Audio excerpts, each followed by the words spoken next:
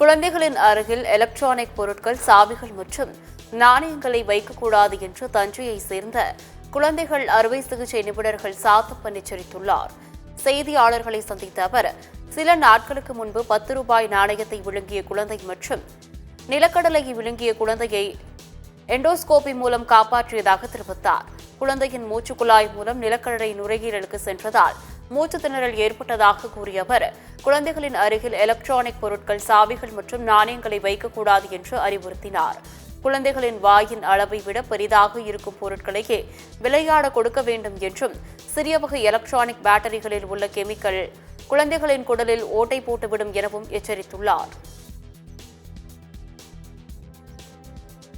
பெற்றோர்களுக்கு என்னோட வேண்டுகோள் என்னன்னா, எந்த காரணத்தை முன்னிட்டும் குழந்தைகளை பார்க்கும்போது குழந்தைகள் மீது ஒரு கண் வைத்து கொண்டே இருக்கணும்.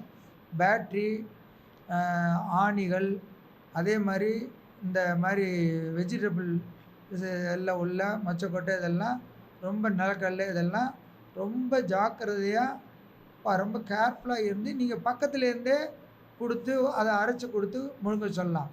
பெற்றோர்கள் இதை குழந்தைகளுக்கு இந்த மாதிரி ஆபத்து ஏற்படாமல் பார்த்துக்க வேண்டியது அப்படிங்கிறது தான் ரொம்ப முக்கியம்.